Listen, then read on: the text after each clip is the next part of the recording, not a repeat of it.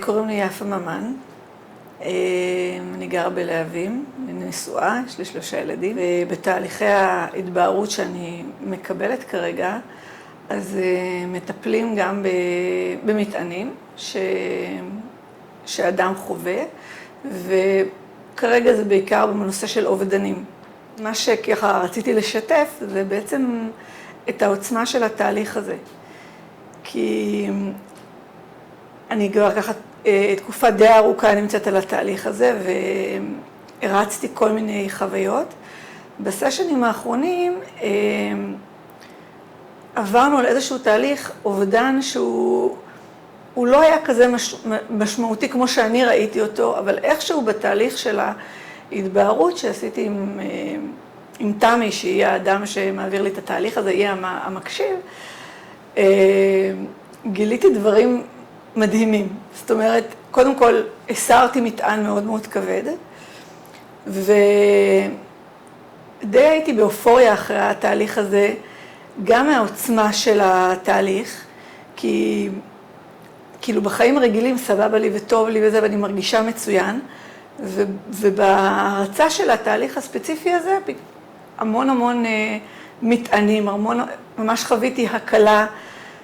ואחרי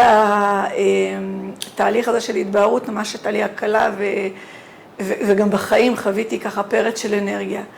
ואחר כך היו לי מחשבות בעצם, אם לא היה את התהליך הזה, אין סיכוי בעולם בעצם שהייתי עולה על זה, כי זה משהו שאני מכירה אותו, זה איזשהו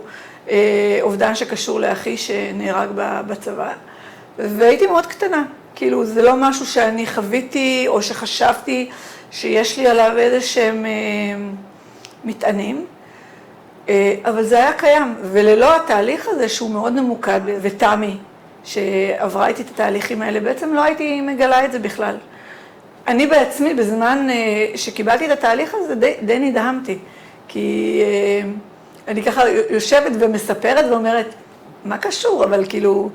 אני הייתי קטנה, אני בכלל לא חוויתי את זה, אמא שלי חוותה את זה, האחים הגדולים שלי חוו את זה. אבל כל כך הרבה דברים חוויתי, ואחרי, כאילו, הרצתי וסיפרתי, יש כמובן איזשהו פרוטוקול שככה עוברים דרכו, וזה תהליך מדויק, אבל אחרי שסיפרתי את זה שוב ושוב ושוב, חוויתי הקלה עצומה, ועוד ככה שאני נוסעת הביתה, יש לי 2 שעתיים, אני אומרת, זה לא הגיוני, בכלל לא, אין מצב הייתי מאוד ככה נסערת, לא נסערת, אלא נדהמתי מהעוצמה של התהליך, ומזה שבעצם אין מצב בעולם מישהו היה עולה על זה. כל התהליך הזה קרה מאוד קרוב ליום הזיכרון, שזה הזמן שככה אנחנו, במשפחה שלי חווים את האבל הזה שאחי נהרג במלחמת יום כיפור, ואני השנה הרגשתי הרבה יותר טוב, וככה הסתכלתי על האנשים סביבי בבית העלמין, לא רק המשפחה שלי, גם אנשים אחרים שחוו אובדנים, שאני פוגשת אותם שנה אחרי שנה, והם בוכים ובוכים, באמת, כאילו זה, אני קוראה לזה אבל בלתי נגמר, כי כל הזמן יש משפחות חדשות, ואז אלה שבחרו שנה שעברה המון, השנה הם בוכים פחות, אבל כבר יש משפחה חדשה, שכאילו סביבי אנחנו כבר כאילו